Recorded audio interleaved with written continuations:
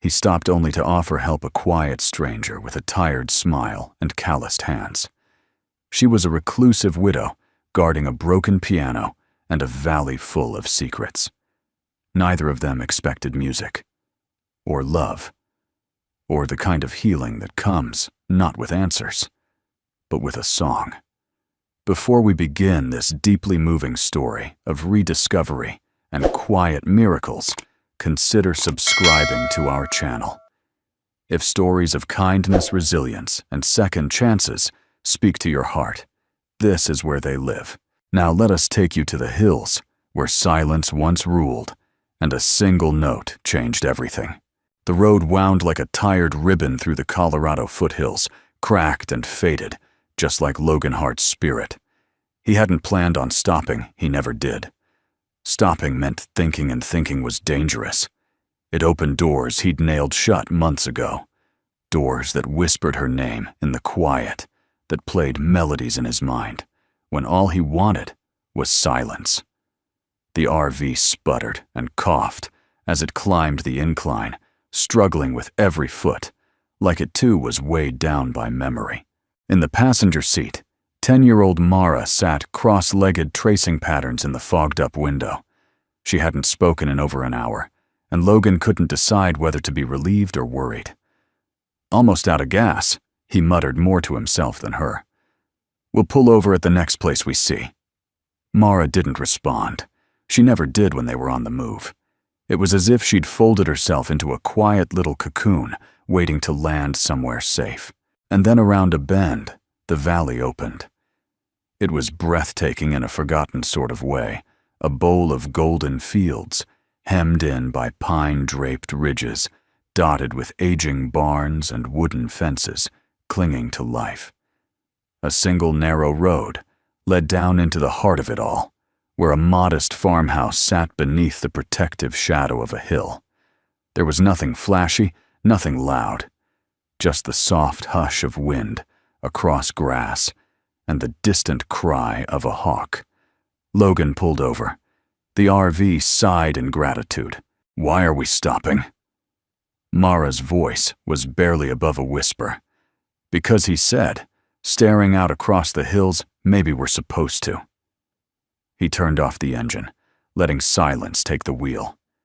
It was the first silence that didn't feel suffocating in a long time. June Everly saw them before they saw her. From her porch, she watched the unfamiliar RV settle beside the fence near her old barn, the one with a roof that hadn't held steady since the spring thaw. She didn't stir. June had learned that strangers always left eventually.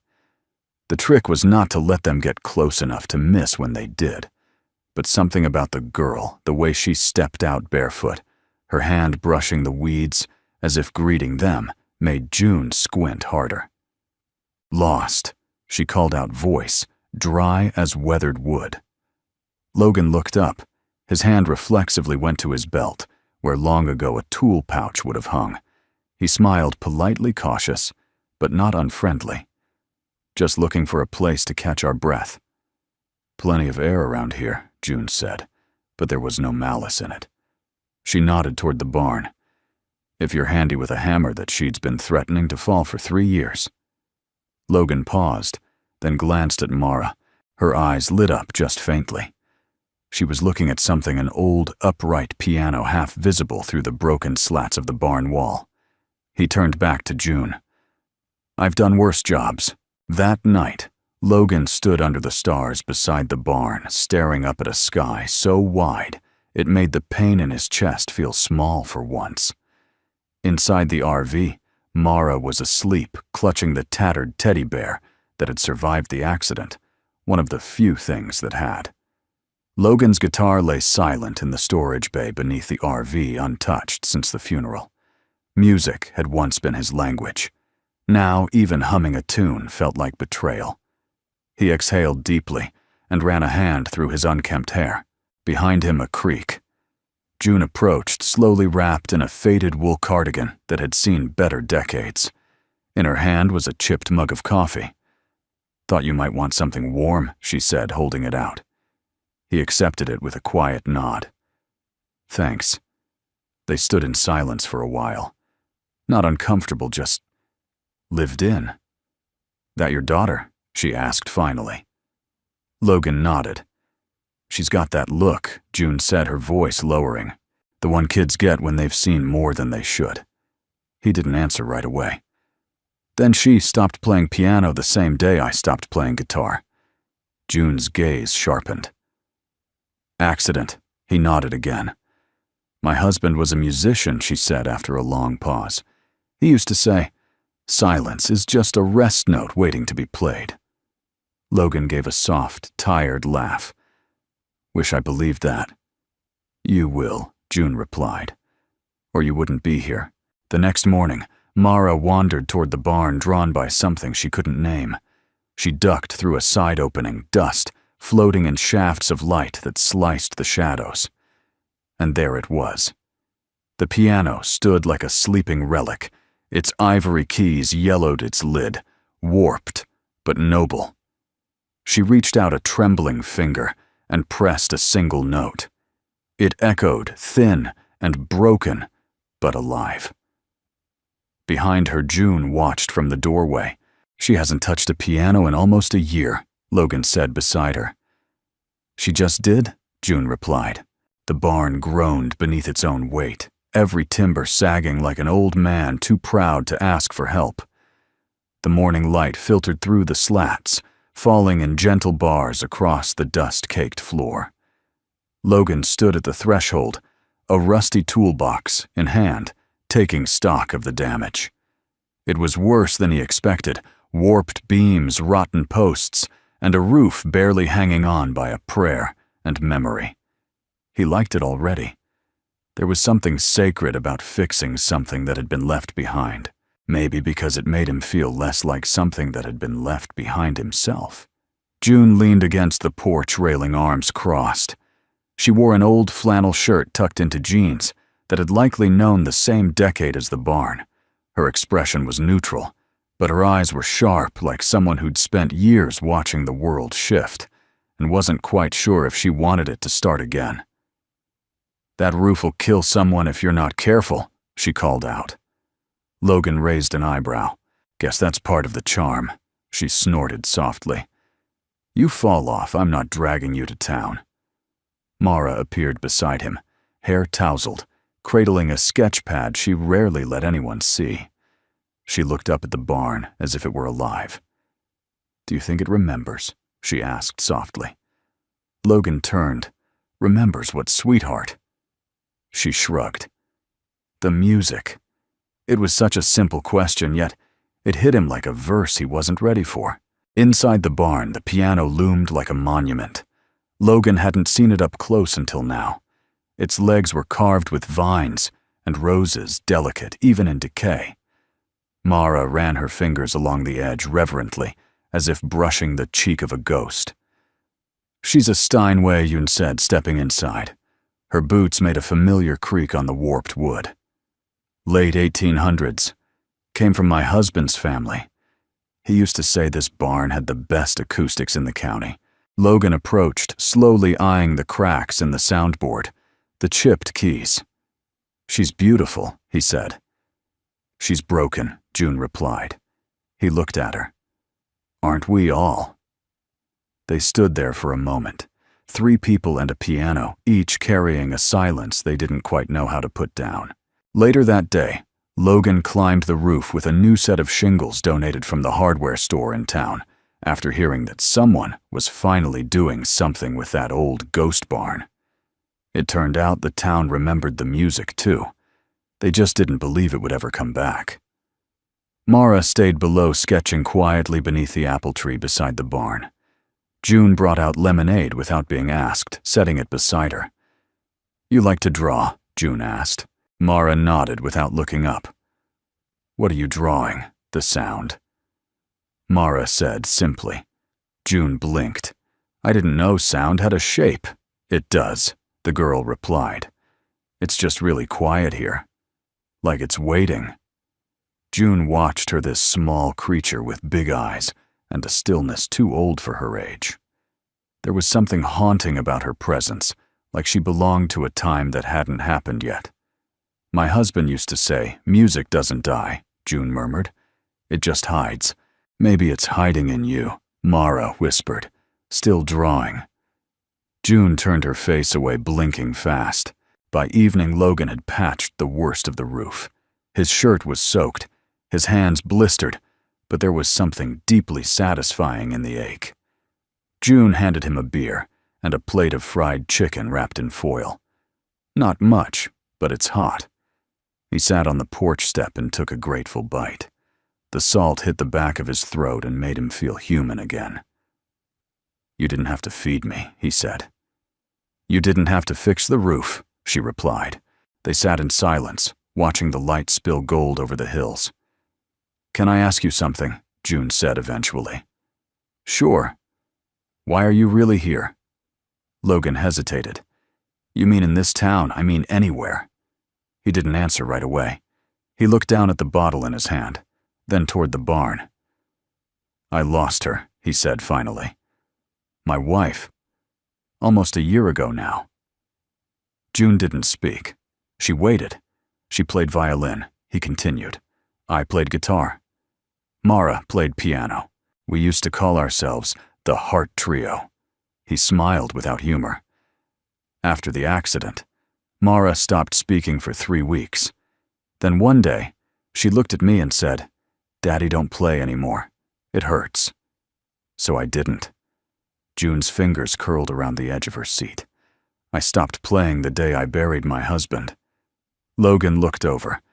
I thought it was punishment, she said. For surviving. He nodded slowly.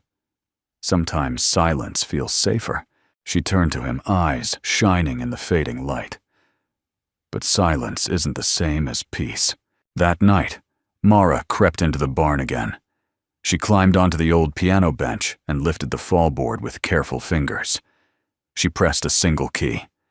It cracked faintly in protest, but the note echoed soft, trembling, like the voice of someone who hadn't spoken in years. Behind her, June appeared with a lantern. I thought I might find you here. I wanted to see if she still remembered, Mara said. June sat beside her. She does. She's just waiting. They looked at each other, generations apart, grief across different decades, but somehow speaking the same language. Will you teach me, Mara asked. June placed her hands on the keys. Only if you promise to teach me how to be brave again.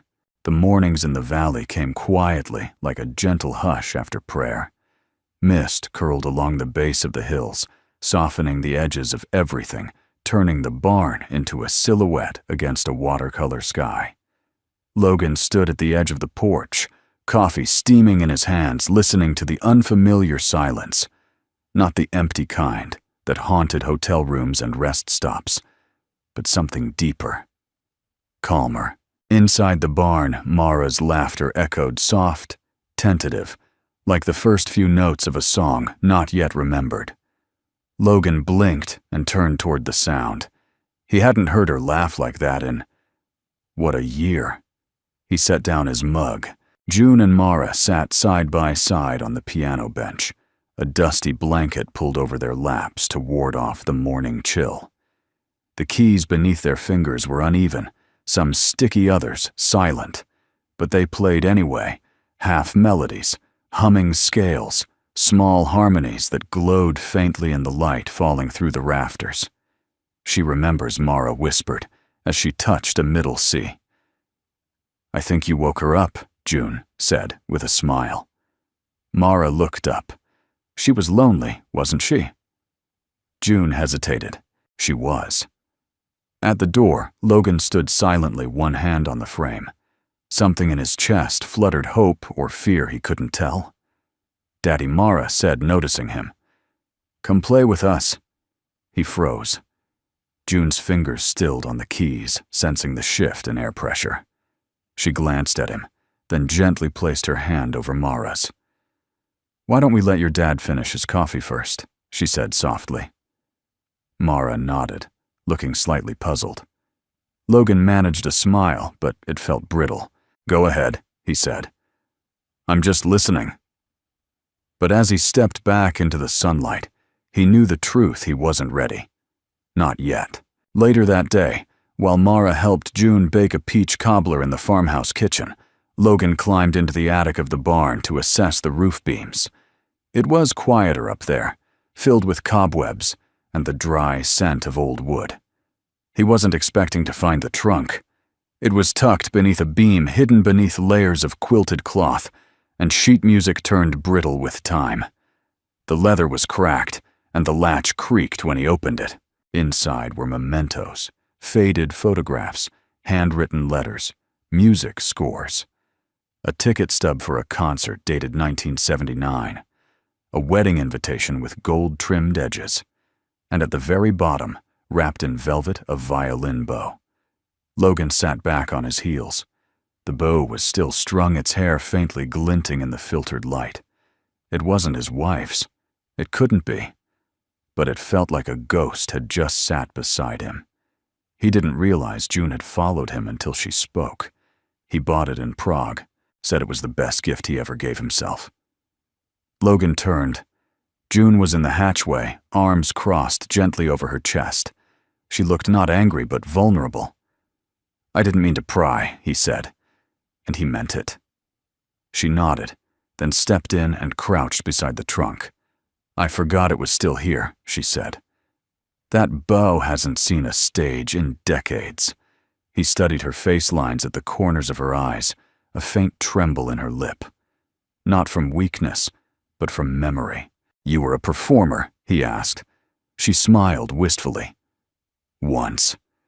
We played festivals. He played piano, I played violin. And for a time it felt like the music would never stop. But it did." June nodded. "It stopped the night the doctor said the word. We never rehearsed for lymphoma." The attic seemed to dim with her words. "I wanted to keep playing," she said, eyes fixed on the bow.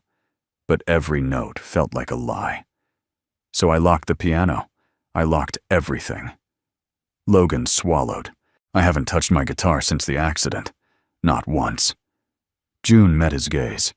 "Then maybe we both locked the wrong things." That evening, Mara asked if she could sleep in the barn. "It's warmer than it looks," she insisted. "And the piano doesn't feel so alone anymore." June set up a cot for her, complete with a flannel blanket and an old lantern. Before leaving, she tucked the quilted cloth from the trunk over the child. From the porch, Logan watched the light flickering in the barn window. The glow reminded him of fireflies in Tennessee, summers, back when music poured out of their front porch, like honey, and laughter didn't hurt. "You're scared of what it'll mean if you play again," June said. Beside him, her voice low. He nodded. "Scared it'll hurt," he murmured. "It will," she agreed. At first, he looked at her eyes heavy. And after. She tilted her head, offering the softest of smiles. After it might heal. That night, long after the moon had risen and the valley lay wrapped in silence, Logan opened the storage bay beneath the RV. His fingers hovered over the guitar case. He hadn't opened it in 11 months and 6 days. When he finally lifted the lid, the scent of rosewood and memory rose up like incense. The strings were dull, slightly loose, but they were intact. He brought the guitar inside, set it on the couch, and just stared at it. Then he placed one hand on the fretboard. No sound, just touch. Like a priest reacquainting himself with prayer. The early afternoon sun filtered through the apple tree beside the barn, casting dappled light over the grass, where Mara sat cross-legged, humming under her breath. In her lap rested a spiral-bound notebook, its pages a patchwork of smudged pencil sketches and scattered music notes only she could interpret. June watched from the kitchen window, one hand resting on the curtain's edge, the other cradling a steaming mug of tea. The sight of the child so still, so content, was like seeing her own memories walk barefoot through the orchard. She hadn't expected this. Not the child. Not her father. Not the sudden invasion of music after so many years of silence, and certainly not the aching flicker of something she had long buried beneath practicality and grief hope. Later that day, Mara stepped inside the house with smudges of graphite on her fingers and a sheepish look on her face. "I hope it's okay," she said, holding out the notebook to June. June took it cautiously, unsure what to expect. On the page, beneath a crude sketch of the barn's silhouette, lay a series of musical notations. Crude, untrained, but unmistakably inspired. June sat down at the kitchen table, her eyes scanning the notes. "Where did you learn this?" she asked, her voice quiet. "I didn't," Mara said, shifting her weight. "I just heard it in my head. I remembered the part you played yesterday, and then it kept going in my mind. So, I wrote it down." June's fingers trembled slightly as she turned the page. On the next sheet was a refrain, a delicate variation on a melody she had not heard since the night her husband collapsed at the piano. The sheet music slipping from his hands as the pain in his chest stole the rest of their lives. She swallowed hard. "I don't understand," she whispered. "Did I do something wrong?" Mara asked, suddenly worried. "No, sweetheart," June said, tears misting her vision. "You did something very, very right." That evening, June brought the notebook to Logan.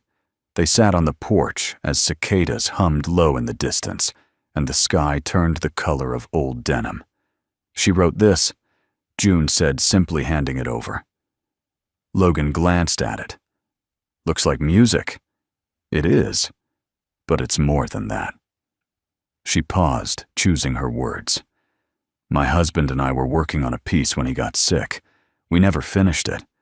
I tucked it away, figuring it was just incomplete, like everything else." Logan looked up, sensing the shift in her tone. "But today, your daughter handed me the rest." He blinked. "You're saying I don't know how. Maybe it's coincidence. Maybe it's magic. But she wrote the same melodic structure, the same harmonic pattern. Only she didn't know it was unfinished. She thought it just hadn't been played yet." Logan sat in stunned silence. "I think your daughter has music inside her." June added, her voice low. "And maybe she's giving it back to the world." The next morning, Logan brought out his guitar. He didn't play it. Not yet. Just set it beside him as he worked on reinforcing the porch steps. The sight of it in the open air was enough to stop June mid-stride. "She's out of tune," he said, almost sheepishly. June tilted her head. "Aren't we all?" They exchanged a look, half amusement, half something else. Something with edges worn soft by shared sadness. Logan reached down and plucked a string. It buzzed sharp and sour. He adjusted the tuning peg and tried again. This time, the note rang clearer. June sat on the railing, quiet and still. "Do you think it's possible?" Logan asked, keeping his eyes on the strings. "To play again without breaking apart." June's reply was gentle. "Maybe the breaking apart is what makes the music honest." That afternoon, Logan invited Mara to walk with him down the hill, past the fence line, into the field, where wildflowers bent in the breeze. He needed to say something. Something more than what his hands could build or fix. "Mara," he began. "You know how, sometimes when we drive I don't talk much." She nodded. "Well, that's because when I lost your mom, I didn't just lose her. I lost the music in me. I was afraid if I let it out again, I'd lose more." Mara didn't speak, just watched him carefully. "But you're starting to play again. And you're helping others find their song too." She smiled. "I'm just listening." Logan crouched beside her, placing a hand on her shoulder. "I want you to know it's okay to make noise, even if it's not perfect, even if it hurts a little. That's how songs are born." Back at the house, June dusted off the cover of her husband's favorite piano book. She placed Mara's notebook beside it, and for the first time in decades, sat at the instrument with purpose. She lifted the fallboard, touched the ivory keys. They responded imperfectly but faithfully. She began to play. Soft at first, broken phrases stitched together with memory and intuition. Then firmer, clearer. The melody Mara had written took shape, folding gently into the chords June remembered so well. Outside, Logan paused mid-step on the porch. He turned toward the barn, then toward the house, his hand resting lightly on the guitar's neck. Inside, Mara watched from the stairwell, hands clasped over her heart. This wasn't just a song. This was something holy, unfinished, and reborn. The sound was faint at first, like something heard in a dream. A single tremulous note, drifting through the barn's rafters, brushing against the silence, like a breeze through tall grass. June's hands hesitated over the keys. She wasn't playing yet. She was remembering. The piano had never been just wood and strings. It had been a companion, a confidant, a doorway to something unspoken between her and her late husband. They used to joke that their love was written in eighth notes and sharps and rests and grace notes. But after he died, every note felt like betrayal, like opening her heart just wide enough to let the emptiness echo louder. But this time, something was different. This time, Mara sat beside her. Mara's hands were small, but sure, her eyes following the lines of the music they'd pieced together from June's memories and her own sketches. She wasn't trying to be perfect, just present. Her fingers stumbled now and then, but she didn't flinch. Instead, she laughed softly and tried again. June marveled at her resilience. Children have a way of recovering what adults fear is lost forever. "Let's try the second line again," June said gently. Mara nodded and pressed the first chord. The harmony filled the barn, fragile, yes, but alive, like a bird testing its wings after winter. "Good," June murmured. "Now breathe with it. Feel the spaces between the notes." Mara closed her eyes. She played. And June remembered. Out on the porch, Logan leaned back in the wooden chair he'd just repaired. The late afternoon sun warmed his legs, and the rhythmic tapping of a wind chime swayed gently above him. He hadn't moved in a while, just listened first to the piano, then to his own heartbeat, unsure which was louder. Every note that floated from the barn felt like a small miracle. Not just because it was music, but because of who was playing it. His daughter. The girl who used to freeze at the sound of a siren, who flinched when he strummed a chord in passing, who used to wake up crying for her mother in the middle of the night and couldn't be comforted by anything but silence. Now she played without fear. And she wasn't playing alone. That evening, Logan found himself standing at the barn's entrance, watching through the crack in the door. Mara and June were still at the piano, their shoulders almost touching their heads, tilted together as they navigated the melody line like explorers following a half-forgotten map.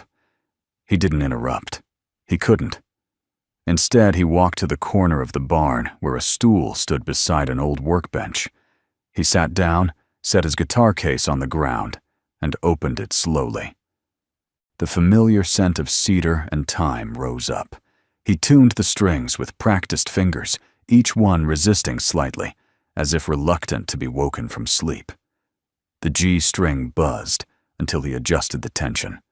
The high E was nearly perfect. When he finally strummed a chord, it rang out clear and true. No one looked up, not even June. But Mara smiled as she played, and Logan knew she'd heard. The next morning brought a chill that clung to the hills. Fog blanketed the orchard, and the dew left silver traces on the barn's wooden siding. Inside, Mara lit the oil lantern June had given her and opened the notebook again. Her fingers were stiff, but she pressed forward, sketching new bars of melody across a fresh page. June entered with 2 mugs, one steaming with tea, the other filled with warm milk and a hint of honey. Mara looked up. "I kept hearing it in my head after we stopped last night." June handed her the mug and sat down. "That's how you know it's real, if it follows you into the quiet." They played a few notes together. The music came easier now, like the barn was beginning to trust them again. Then suddenly, June paused. She reached into the side drawer of the piano bench and pulled out an envelope yellowed with time. "What's that?" Mara asked. June smiled faintly. "A piece of the past I wasn't ready to read. Until now." She unfolded the letter slowly. It was written in her husband's hand, loose slanted script that bore the marks of illness, but still carried weight. "If you ever find yourself playing again, know that it means you're alive. Know that I am there, listening. And if someone plays with you, let them in." Elliot June's hand trembled. Mara reached out, placed her small fingers over June's. "You're not alone anymore," she whispered. That evening, Logan brought his guitar into the barn without hesitation. He didn't ask. He simply sat across from June and Mara and began playing the chords that had followed him all day, chords that mirrored the ones Mara had scribbled and June had remembered. Together they began weaving something new, a song not born of perfection, but of survival, of grace, of reaching for the light even when the darkness felt safer. Afterward, they sat in silence, the final notes still hovering in the beams like golden dust. Mara looked at both of them. "Can we keep playing?" June nodded. "Yes." Logan looked down at his hands. I think we have to." And for the first time since they'd arrived in the valley, the silence between them wasn't heavy. It was full. The first crack of thunder rolled in just after midnight. It was distant, muffled by the hills, but it carried that heavy vibration that only mountain storms could summon, like something ancient waking from sleep. Logan opened his eyes. The RV was still. Mara lay curled under the quilt June had given her, her small face softened by sleep. Logan sat up, slowly rubbing the stiffness from his neck. A flicker of light from the window told him the storm was still some miles away, but something else had stirred him awake. He glanced toward the barn. The lantern was on. He stepped out barefoot, the air damp and electric against his skin. His footsteps crunched quietly on the gravel as he crossed the yard. The barn door was slightly ajar, swinging gently with the wind. Inside, he found Mara at the piano, alone. She was playing softly, halting, careful. Her fingers stumbled through a few measures, then paused, then tried again. The melody was the one they'd been building for days now, but tonight it sounded fragile, almost afraid, Mara Logan said, keeping his voice low. She looked up, startled. Her hands froze mid-air. "I couldn't sleep," she said quickly, as if bracing for reprimand. "I didn't mean to wake you." He stepped inside, the wood cool beneath his feet. "It's okay. I didn't expect to find you here. Alone." She bit her lip. June said it's good to practice when it feels quiet. That's when music tells you what it really wants to be. Logan managed a weak smile. June's a smart woman. Mara turned back to the keys. "Daddy?" she asked softly. "Yeah. Why don't you ever play when I'm listening?" The question landed like a stone in his chest. I guess I'm afraid," he admitted, voice rougher than he intended. "Afraid of what?" He hesitated. "That if I start again, I won't stop hurting." Mara's eyes didn't leave the piano. "But doesn't it hurt anyway?" The question hung in the still air, heavier than thunder. Logan sat down beside her, not on the bench, but on the floor, leaning against the side of the piano. His voice was quieter now. "After your mom, after the accident, I told myself I had to protect you, that I couldn't fall apart because you needed me to be strong." Mara turned to face him, her knees drawn to her chest. "But being strong doesn't mean being quiet, does it?" He shook his head slowly. "No. I think it just means showing up even when it's hard." She reached down and took his hand. "I like it when you play," she whispered, "even when it's sad."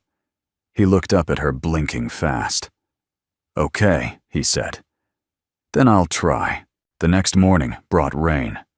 Not the crashing, dramatic kind, just a steady, cleansing drizzle that softened the landscape and made everything smell like new earth. June stood in the kitchen kneading dough for biscuits, while Mara read aloud from a book about Appalachian folk music. The rhythm of her voice rose and fell like music itself.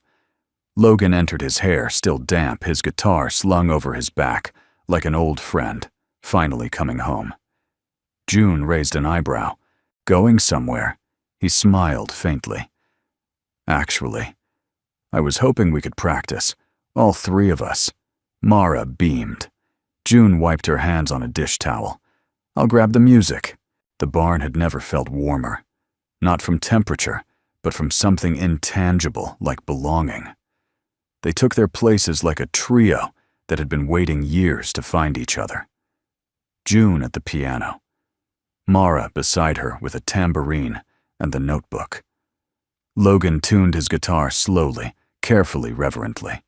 He looked to June. "You ready?" She nodded. "As I'll ever be." They began. The music was tentative at first. Logan's fingers fumbled, unused to the string's resistance. June missed a chord and winced. Mara dropped the tambourine once, and yet it worked.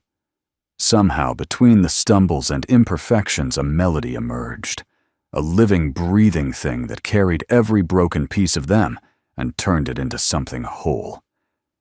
When they finished, none of them spoke. Mara finally broke the silence. "Can we do it again?" Logan chuckled. "I think we should."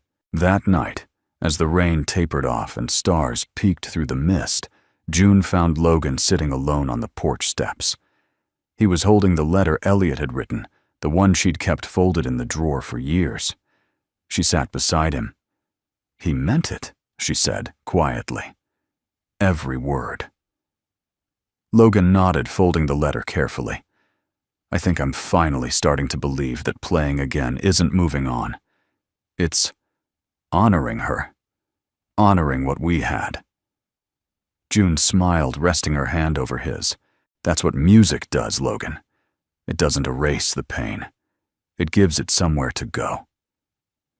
They sat in silence as the last drops of rain clung to the porch roof. And in that stillness, Logan realized something. He hadn't forgotten how to sing. He'd just been waiting for someone to listen. The sky turned the color of bruised plum just before dusk. The air shifted heavier, tense, charged with something unspoken. Birds flew low over the fields, and the leaves along the tree line rustled with warning. Inside the barn, June paused, mid-phrase, her fingers hovering above the keys. Something wasn't right. Logan stepped outside, squinting toward the western ridge. The air smelled of electricity and pine bark, too dry, too sharp. The wind pressed flat against the hillside, and then he saw it. Smoke. Not much. Just a thin gray line stretching like a whip through the sky. But it was close. Too close. "June," he called. "We might have a fire." By the time they reached the crest behind the barn, the plume had thickened. It rose from somewhere beyond the northern fence line, public forest land, that hadn't seen rain in weeks. Lightning had likely sparked it, and now the wind was ushering it forward like a cruel conductor. Mara stood beside them, clutching her sketch pad to her chest. Her eyes were wide, unblinking. "We need to call it in," Logan said, already dialing. "If it crosses the valley, this place, this whole town could go up." June's face had gone pale. "The old performance stage," she murmured. Logan turned to her. "What, the original stage?" she said, pointing toward the slope near the east orchard. "It's built from untreated pine. If the wind shifts—" They didn't need to finish the thought. The next few hours were a blur of movement. June raced to town to alert the local volunteer fire unit. Logan and Mara packed essentials into the RV. A wave of neighbors arrived with hoses, shovels, and quiet determination, this valley, even in its silence, still knew how to show up when it mattered. The fire hadn't yet reached the property line, but it was close enough that the smell clung to their clothes and the taste of ash coated their tongues. Amid the chaos, Logan paused in front of the barn, staring up at its roof, the one he'd spent hours mending. The piano still sat inside. June's scores, Mara's notebook, his own guitar, all vulnerable. A thought flickered. What would I save if I had to choose? And just as quickly. Why am I still asking that question? June returned, breathless, but calm. They're holding the fire at the ridge, she said. But the wind's unpredictable. They say we should prepare to evacuate just in case. Mara tugged at Logan's sleeve. What about the barn? He crouched beside her, brushing soot from her cheek. If it comes to that, we'll let it go. But the music, it's not in the woods, sweetheart. It's in us now. She nodded slowly, but tears rimmed her eyes. Later that night, the fire line stalled, thanks to a sudden drop in wind and the arrival of rain, thin, hesitant drops that turned to mist, then steadied into a quiet, steady rhythm against the tin roofs. The valley breathed again, but the barn had not escaped unscathed. Though untouched by flame, smoke had poured through its slats. The sheet music lay curled at the edges. The piano's wood had drawn in the damp warping slightly, and Logan's guitar, though dry, now carried the faint scent of soot. They gathered inside, silent at first. Then June placed her hands on the keys. A dull, muffled note rang out. The sound made Mara flinch. Logan stepped forward. We can fix it. June looked at him. Even if we can't, we can still play. They spent the next morning restoring what they could. June aired out the piano, gently drying the inside with a handheld fan. Logan scrubbed soot from the walls and replaced singed curtains. Mara recopied the music from her notebook line by line, her fingers dark with graphite. At one point, Logan looked up to find June standing near the stage boards with a stack of flyers in hand. What's that? She held one out. A printed sheet, simple and elegant. One night only. The music returns to the hills, featuring June Everly Logan, Hart and Mara. Hart free community performance at the Orchard stage. All are welcome. He blinked. You're serious? June smiled. I think it's time we stopped hiding. Logan hesitated, emotion rising in his throat. And you think they'll come? I think they've been waiting. That night, the valley felt different. Not just because of the fire or the narrowly avoided loss, but because something deeper had shifted. A sort of quiet resolve had settled in everyone who had helped hold back the flames. A sense that, maybe after years of stillness, the valley was ready to listen again. June stood on the old Orchard stage just before midnight, holding the original performance lantern. She lit it and set it at the center. Tomorrow, she said softly, mostly to herself, we bring it back. Behind her, Logan and Mara stood side by side watching the flame flicker. And though ash still hung in the air, something sacred had survived. Not just a barn, not just a piano, but a promise. At sunrise, the mist lifted like a stage curtain.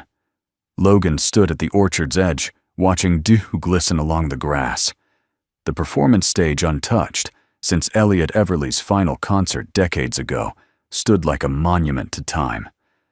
The boards were weathered, but sturdy, and the overhead beams, though sun-bleached, still held strong. Beneath them, shadows shifted gently, as if ghosts had come early to claim their seats.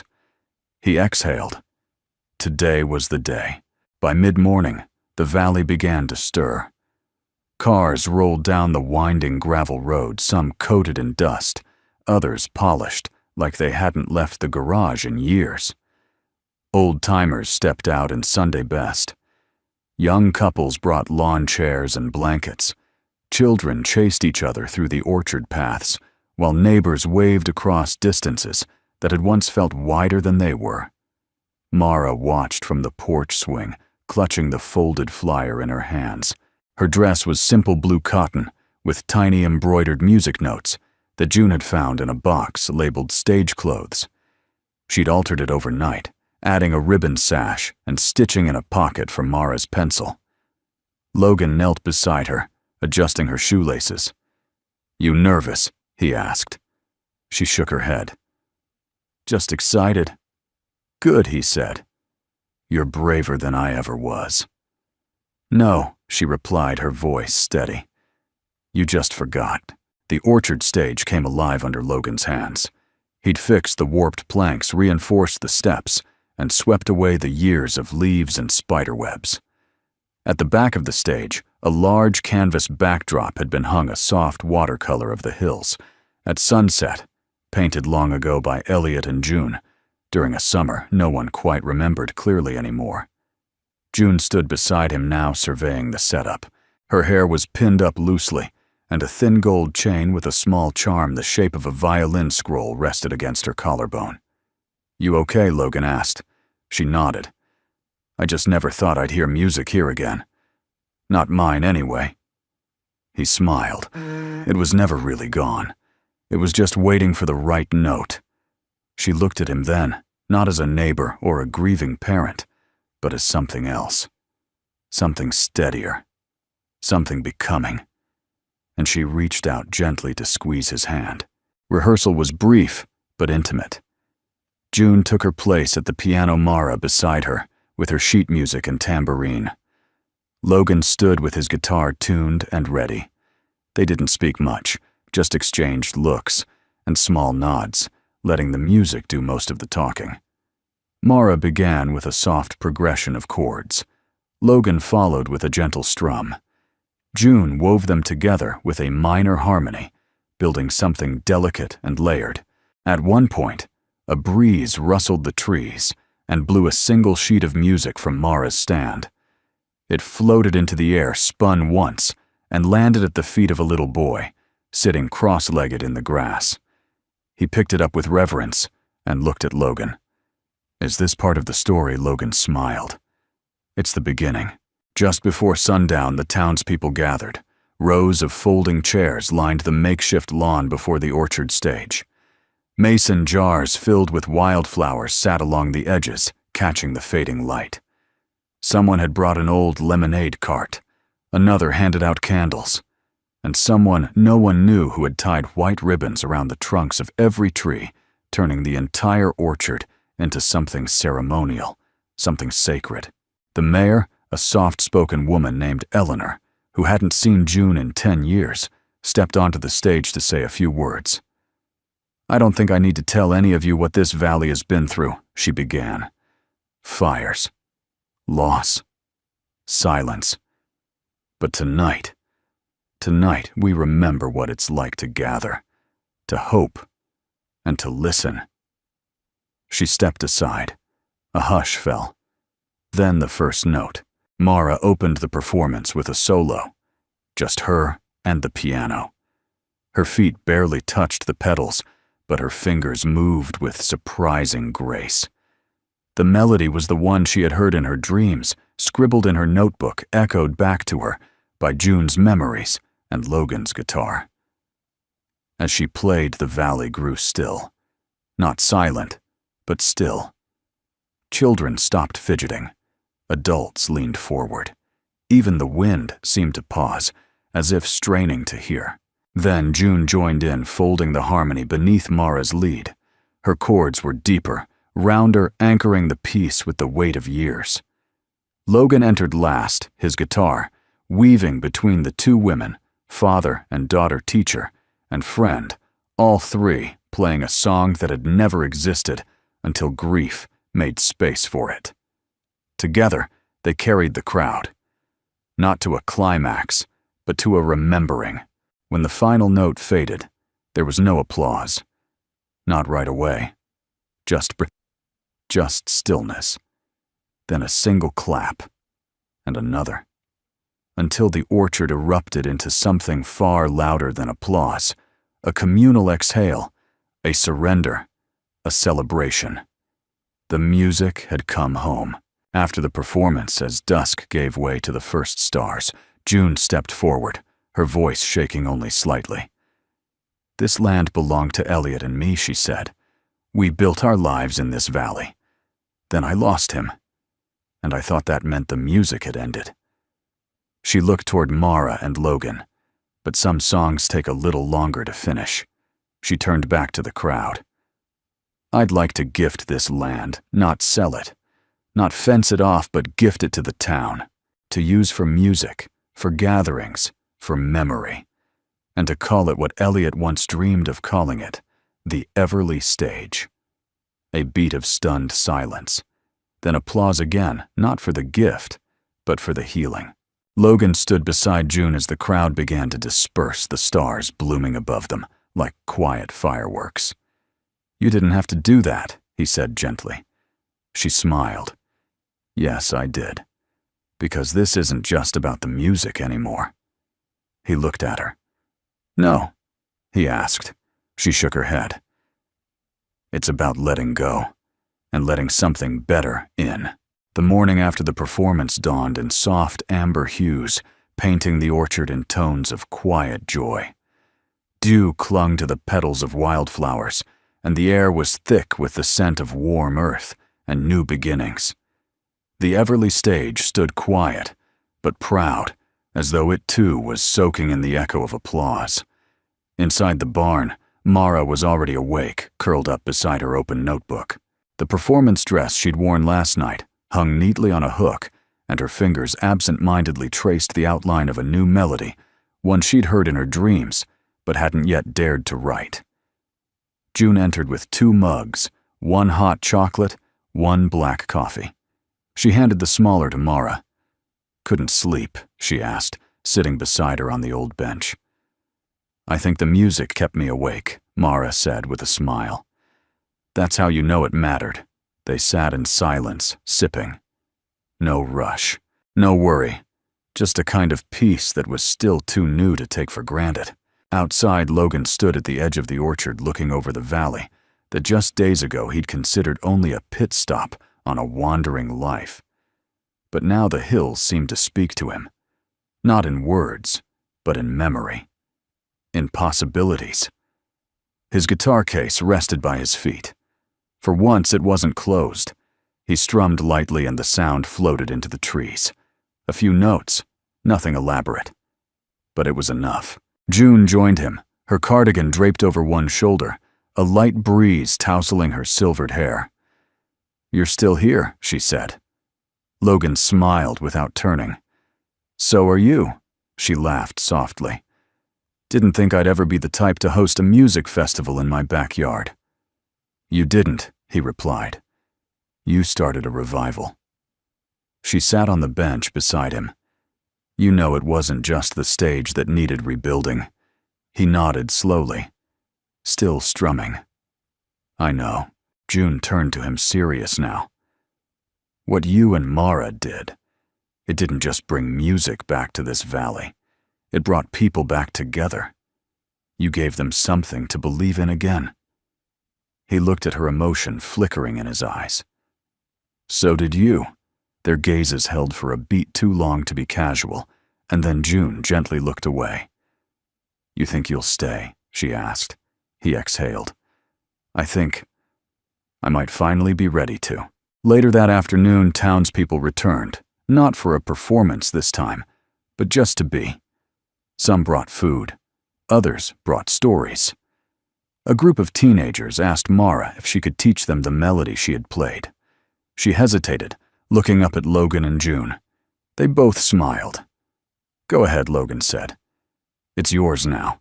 So Mara led them beneath the apple trees, teaching them line by line, offering corrections, gently laughing when they fumbled, encouraging them to listen to the space between the notes. Her voice was stronger than anyone remembered, not loud, but sure. One boy, about 15, held up his phone and asked if she could write down the chords. "I don't write like that," she said, "but I can show you how it feels."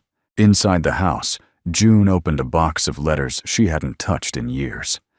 They were thank you notes from students she'd once taught in music class, before grief had led her to retire early. One in particular stood out, a letter from a girl named Tessa, who had once said June's violin lessons helped her cope with her parents' divorce. The letter ended with, "Even when I'm scared, I remember your words. Music is what makes the silence worth sitting through." June pressed the letter to her chest. Some seeds take longer to bloom, she thought.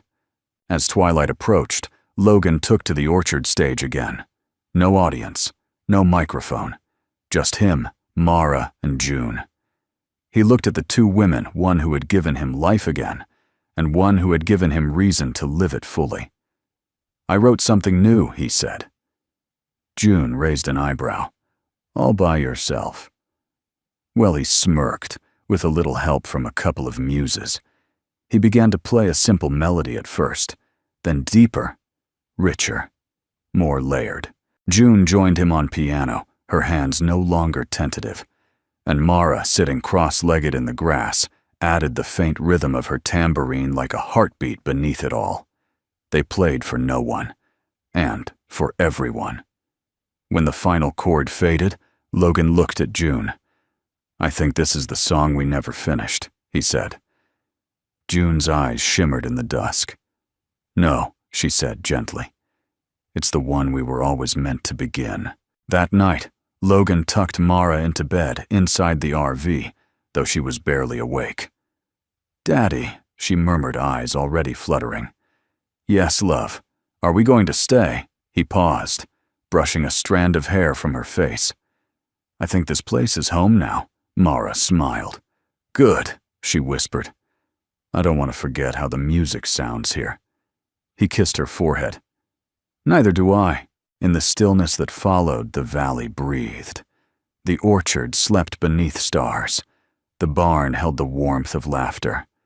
And the Everly stage stood waiting for the next song. Not to be finished, but to be shared. The first morning of autumn arrived like a sigh, cool, clean, and gold-tinged. The orchard trees had begun their slow change. Some leaves curled like musical notes, drifting from branches, red and amber against the sky. Logan stood on the porch of June's farmhouse, mug in hand, staring out over the land that had once been silent.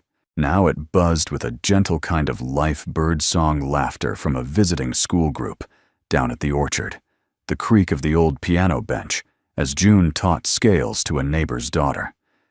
Behind him, Mara was at the kitchen table with colored pencils, drawing another music map, lines that twisted between trees, over hills, through the clouds ending at a heart. She'd titled it, "Where the Music Lives Now." It had been 3 weeks since the first performance on the Everly stage, and everything had shifted in ways that were quiet, but profound. People began to gather every Saturday evening under the orchard lights strung between the trees. Some played, others listened. It wasn't about perfection. It was about presence. Children brought fiddles and recorders. Grandparents shared folk songs they hadn't sung in decades. The mayor read poetry one night. A teenage boy read a letter he wrote to his late father. When he finished, no one clapped. They just sat with him and let the silence do the loving. June watched it all like a mother hen, stern in posture, soft in spirit. She played only when asked, and when she did, people stopped breathing. Not because the notes were flawless, but because they were honest. That kind of music had a weight to it. It pulled you into yourself and out of yourself all at once. Logan began working part-time at the local hardware store, fixing porch rails and barn doors for folks who were too proud to ask, but grateful when he offered. Word got around that he was good with his hands and better with his heart. He still played guitar most nights, sometimes alone, sometimes with June, always with Mara near her tambourine, now traded for a small second-hand violin they'd found at a local flea market.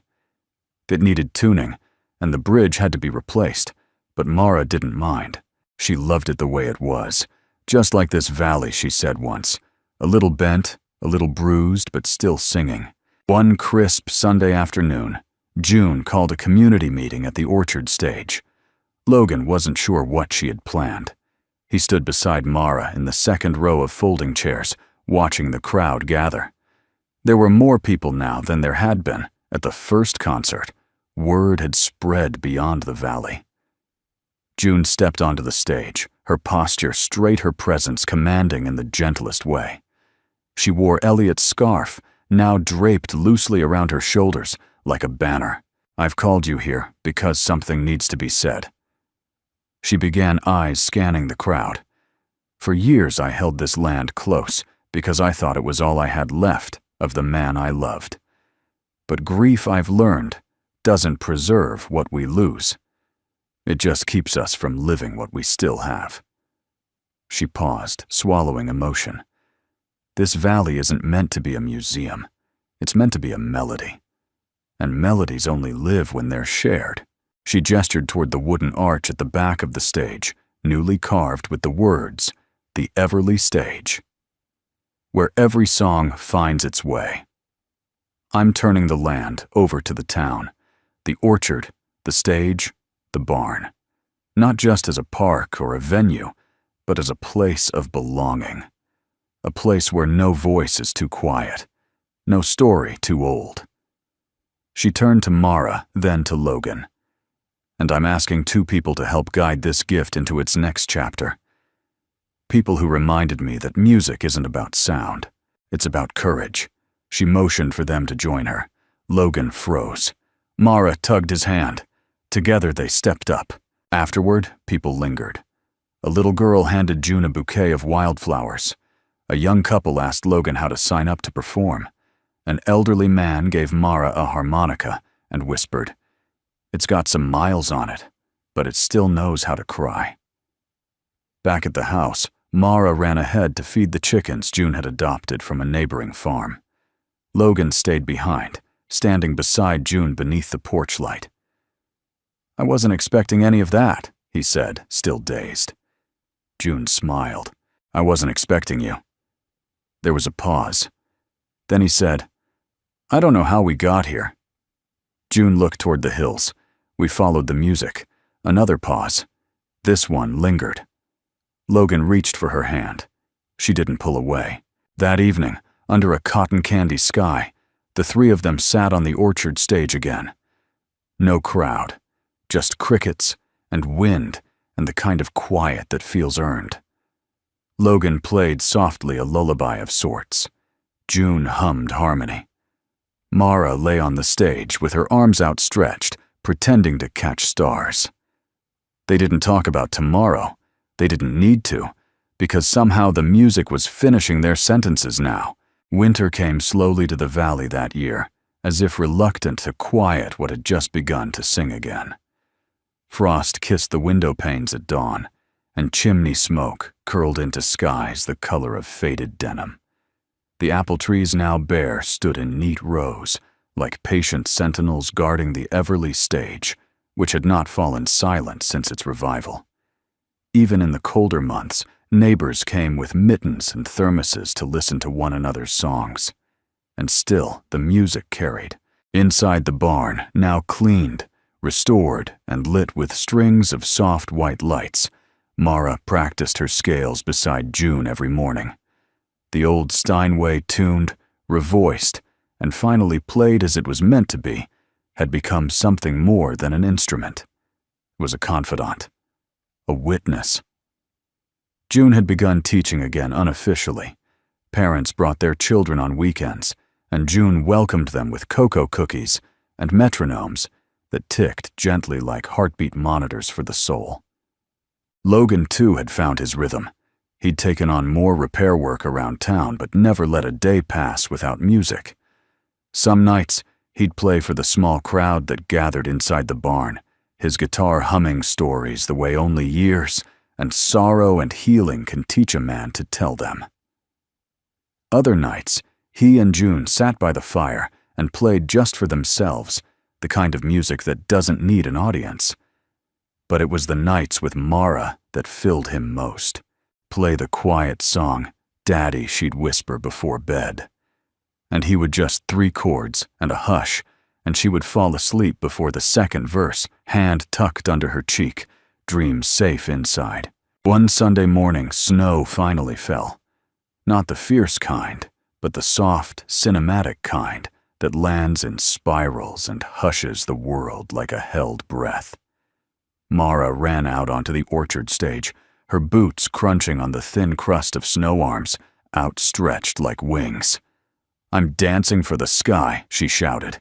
June laughed from the porch. "And what does the sky say back? It says, 'Don't stop,'" Mara replied, twirling. Logan came behind her camera, in hand, snapping a photo just as she leapt into the air. In the background, the stage glowed like a memory too beautiful to fade. That evening, they gathered in the barn, not for a concert, but for a gathering. They had started calling the Circle. No lights, no mics, just people. Candles, instruments, memories. An elderly woman read a poem she wrote for her late husband. A teenage boy sang a love song in a voice that cracked with courage.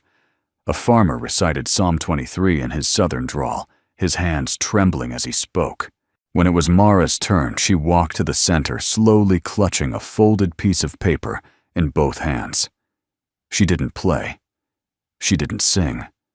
She read. This place used to be quiet in a way that felt lonely. But now it's quiet in a way that feels full. Like the music is always here, even when no one's playing.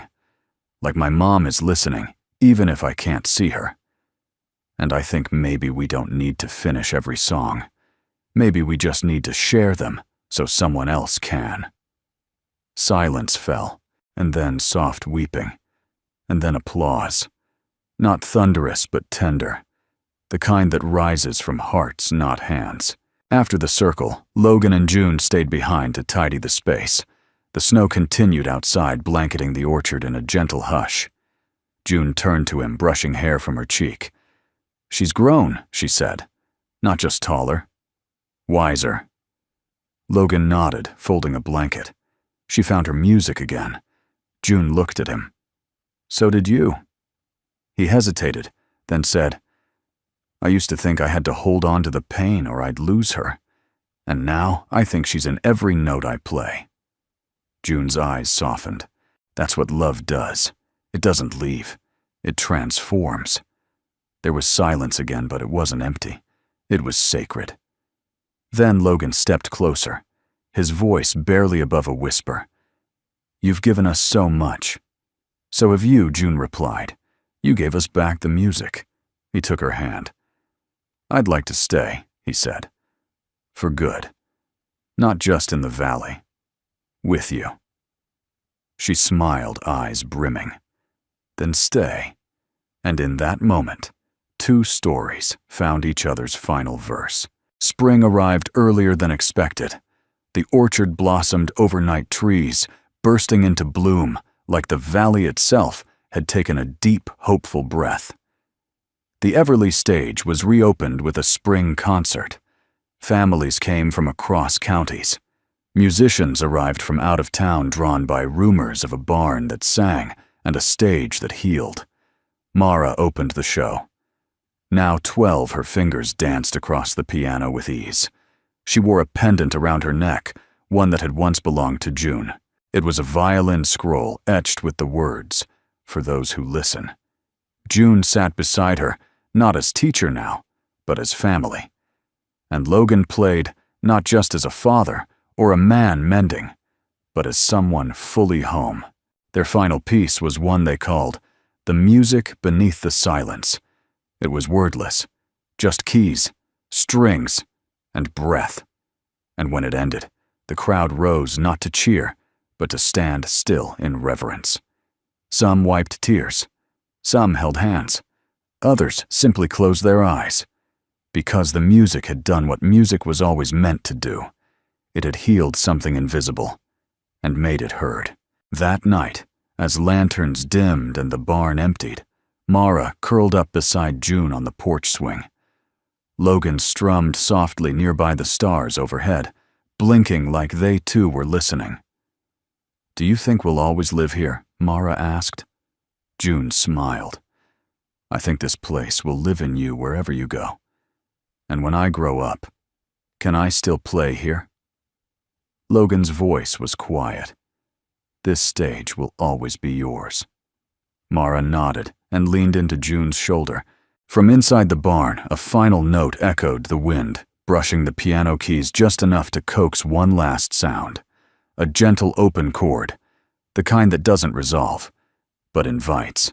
If this story touched your heart the way it touched ours, we'd love to know. Tell us in the comments, where in the world are you watching from? It's always a joy to see how far these quiet stories of love and healing can travel. And if you'd like to join us for more moments like this, filled with hope, grace, and second chances, feel free to subscribe. No pressure, just a quiet invitation to stay connected.